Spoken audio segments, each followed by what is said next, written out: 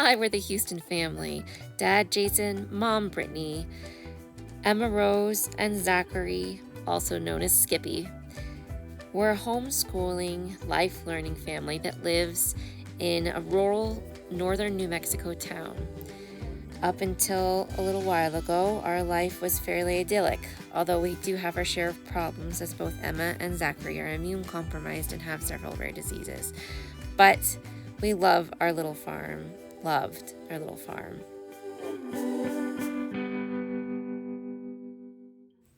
Life suddenly changed the night of September 1st, 2021, when at 11:30, or right around then, we heard rain start pouring down on our roof.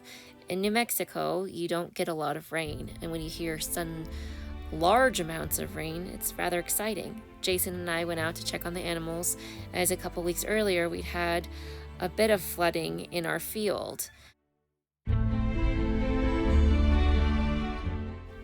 Fairly quickly, we realized this wasn't the same kind of flooding event, and we were in deep trouble.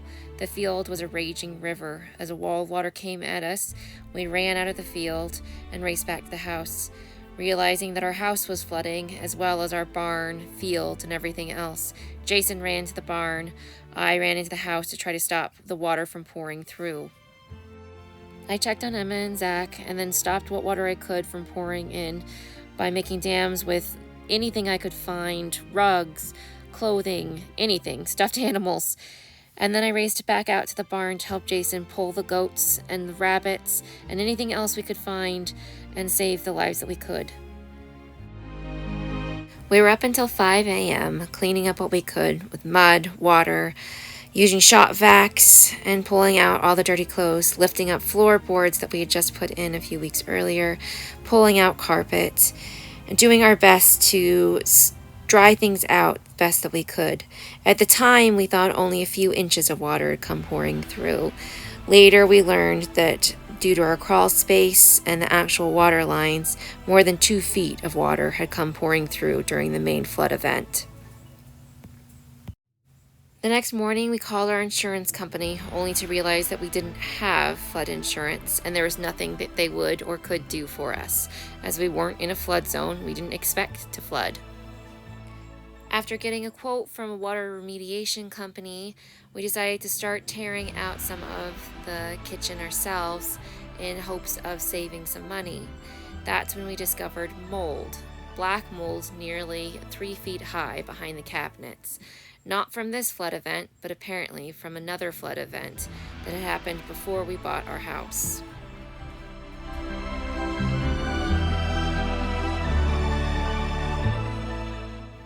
As demo continued, we realized there was termite damage that had taken out the floor joists in most of the kitchen. Cracks in the cinder block walls that make up our home were prevalent in every wall that we could find, that had been just patched with simple sheetrock plaster, barely holding things together.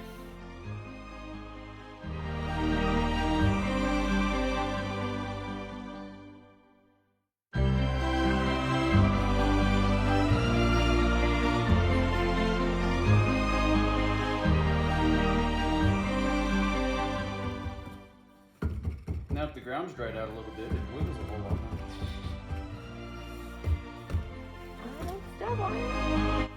The foundation of our house was nothing more than floor joists sitting on scrap wood, sitting on river rocks from around the area.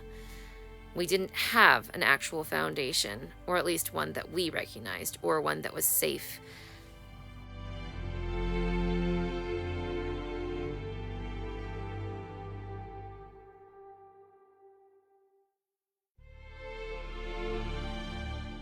A friend of a friend, who is a contractor and architect, volunteered his time to come take a look at our house to see what would need to be done to save it. He took barely 5 steps in the house and turned to Jason and asked, "Do you know an explosive expert or a demo company? You can't live in this house again. No one can live in this house again."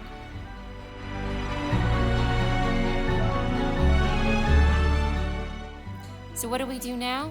We're not quite sure. Time will tell what will happen next.